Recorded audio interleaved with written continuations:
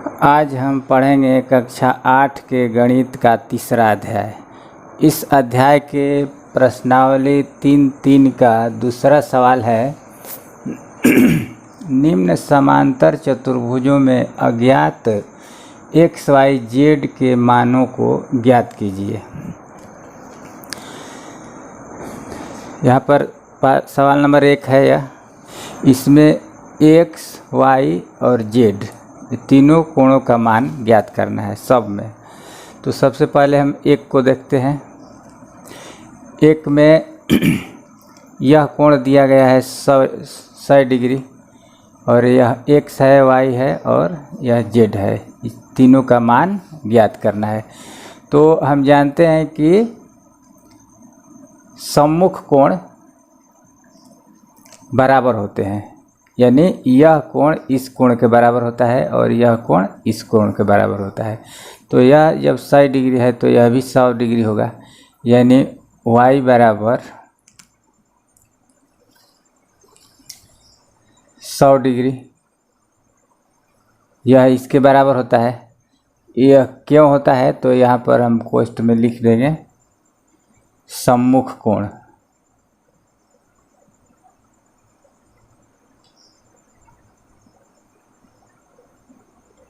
यह सम्मुख कोण है, इसलिए y भी 100 के बराबर होगा। इसके बाद हम निकालेंगे x।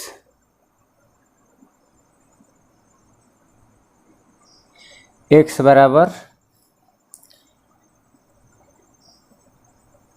180 माइनस 100। यह और यह दोनों कोण आसन कोण कहलाते हैं। दोनों आसन कोणों का योग 180 डिग्री के बराबर होता है। आसन कोणों का योग 180 डिग्री होता है और x और यह कोण दोनों आसन कोण है, इसलिए 180 में से हम 100 घटा लेंगे तो x के बराबर हो जाएगा, यानी 80 डिग्री। 80 इसको कहते हैं आसन कोण।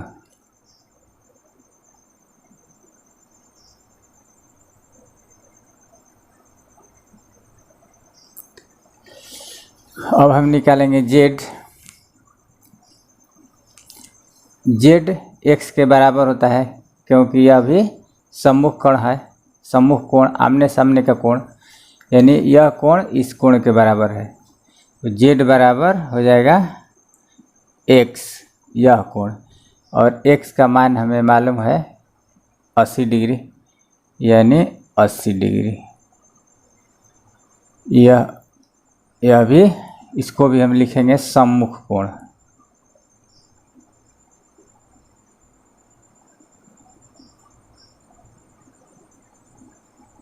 सम्मुख कोण का मतलब आमने सामने का कोण। समांतर चतुर्भुज में सभी समांतर चतुर्भुज हैं ये तीनों। तो समांतर चतुर्भुज में आमने सामने का कोण बराबर होता है। यह इसके बराबर होता है और यह इसके बराबर होता है। तो यह तो 100 है तो यह भी 100 हो गया। यह x का मान हम निकाले हैं 80, तो z का भी मान 80 हो जाएगा क्योंकि यह भी दोनों सम्मुख कोण है। तो x का मान हो गया 80 डिग्री, y का मान 100 डिग्री और z का मान 80 डिग्री। यही आंसर हो जाएगा। यहाँ पर लिख सकते हैं x बराबर 80 डिग्री, y बराबर 100 डिग्री और z बराबर 80 डिग्री। आंसर, यही तीनों आंसर होगा। तो इसके बाद हम दूसरा सवाल बनाएंगे। यह भी एक समांतर चतुर्भुज है।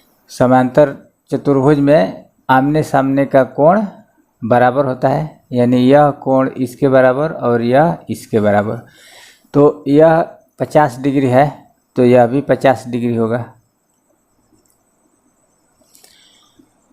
तो इस तरह से x बराबर यानी इस कोण का मान क्या होगा है।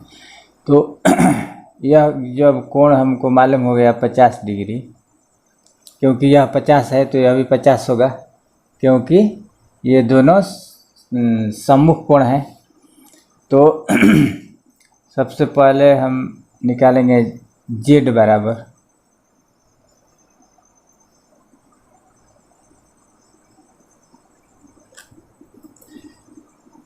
z बराबर 180 माइनस 50 यानी 130 डिग्री, क्योंकि रैखिक कोण है। रैखिक एक रेखा हो गया यह, और इस रेखा पर यह कोई रेखा तिर्यक रेखा आ जाती है, तो यह दोनों कोणों का योग 180 डिग्री होता है। यानी यहाँ से लेकर यहाँ तक 180 डिग्री होता है। तो यह जब 50 डिग्री हो गया तो यह 180 में से 50 घटा लेंगे तो इसका मान निकल जाएगा। इसी तरह से z का यदि वैल्यू निकालना है तो 180 में से 50 घटा लेंगे। 180 माइनस 50 बराबर 130 डिग्री, क्योंकि यह रैखिक कोण है। रैखिक कोण, यह रैखिक कोण है, इसलिए 130 डिग्री हो गया। इसके बाद निकालेंगे x का मान। x बराबर x बराबर z के बराबर यह होगा, क्योंकि दो यह समानांतर रेखा हो गया और इसको यह तिर्यक रेखा काटती है, तो यह कोण इस कोण के बराबर होता है। इसको कहा जाता है संगत कोण,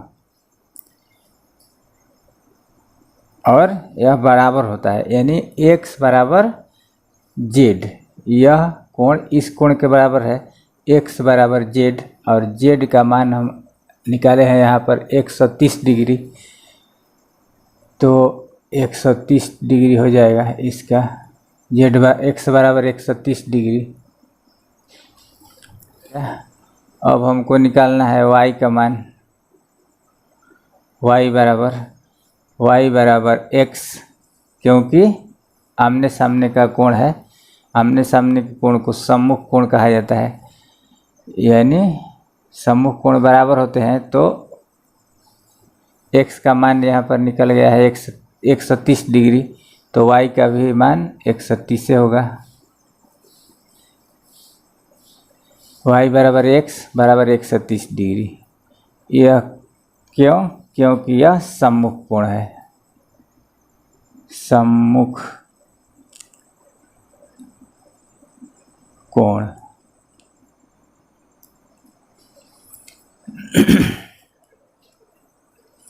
इसके बाद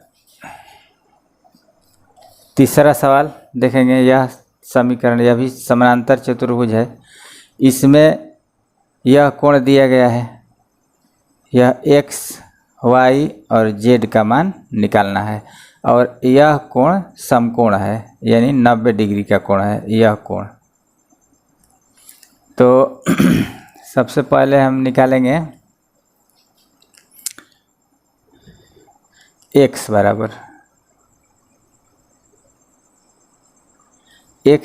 होगा 90 डिग्री। यह कोण इस कोण के बराबर है, यानी यह कोण जब 90 डिग्री है तो यह भी 90 डिग्री होगा, यानी x बराबर 90 डिग्री। क्यों? क्योंकि यह कोण शीर्षाभिमुख कोण कहलाता है। शीर्षाभिमुख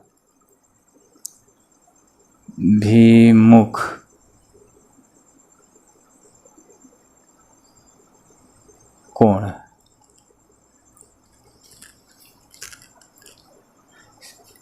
एक रेखा दूसरी रेखा को काटती है तो यह कोण इस कोण के बराबर होता है और यह कोण इस कोण के बराबर होता है। इसको कहा जाता है शीर्षाभिमुख कोण।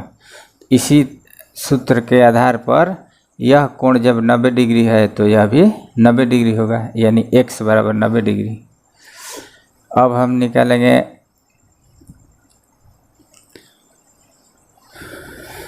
y बराबर, तो यह एक समकोण त्रिभुज है, यह 90 डिग्री है, यह 30 डिग्री है, तो इस कोण का हम मान निकाल सकते हैं क्योंकि त्रिभुज के तीनों कोणों का योग 180 डिग्री होता है। तो 180 में से यह कोण और यह कोण जोड़ करके घटा लेंगे तो यह कोण मालूम हो जाएगा। तो y बराबर हो जाएगा 180 में से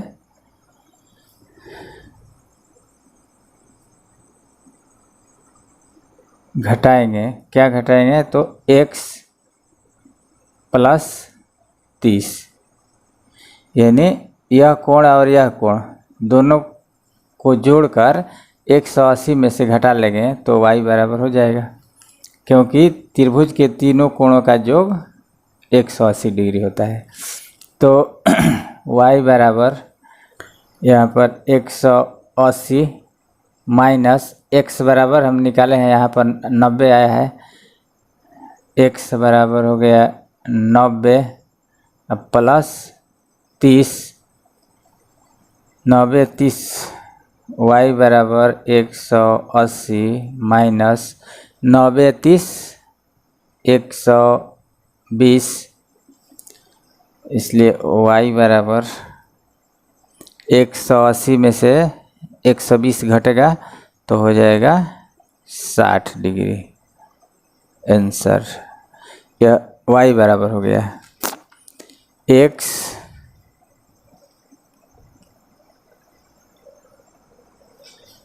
हाँ x का मान हो गया 90 डिग्री, एक आंसर हो गया यह। y बराबर हो गया 60 डिग्री, दूसरा आंसर। अब हम निकालेंगे z बराबर, z बराबर यह कोण 30 डिग्री है तो यह कोण भी 30 डिग्री होगा। यह क्यों? क्योंकि यह एकांतर कोण है, यह दो रेखाएं समानांतर हैं, दो समानांतर रेखाएं एक तिर्यक रेखा काटती है, दो समानांतर रेखाओं को एक तिर्यक रेखा काटती है, तो यह कोण इस कोण के बराबर होता है और यह कोण इस कोण के बराबर। इसको कहा जाता है एकांतर कोण। एकांतर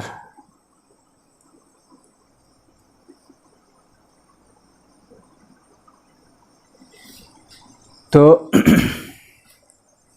यह भी दो समानांतर रेखा है, एक यह और एक यह, इसको यह तिर्यक रेखा काटती है तो यह कोण इस कोण के बराबर हुआ, यानी यह 30 है तो यह भी 30 हो गया। तो अब हम इस त्रिभुज में यह 90 डिग्री है, यह 30 डिग्री हो गया और z को निकालना है, यानी त्रिभुज के तीनों कोणों का योग 180 डिग्री होता है। 180 में से इसका और इस कोण का योग घटा लेंगे तो z के बराबर हो जाएगा। तो यहाँ पर हम लिखेंगे z बराबर 180 माइनस 90 प्लस 30,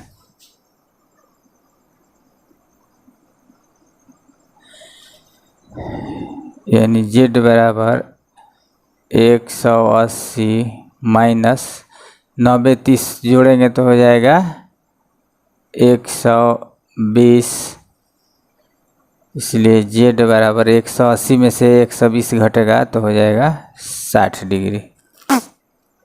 यह एक आंसर हो गया z बराबर x y और z।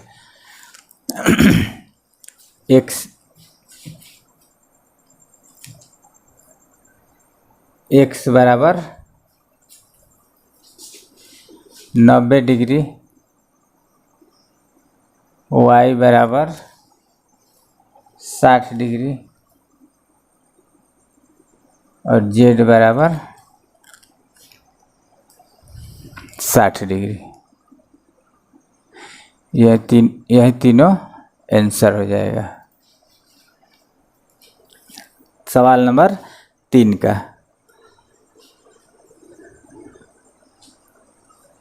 इसमें यह तीनों हो जाएगा, x बराबर 80, y बराबर 100, z बराबर 80 डिग्री। और इसमें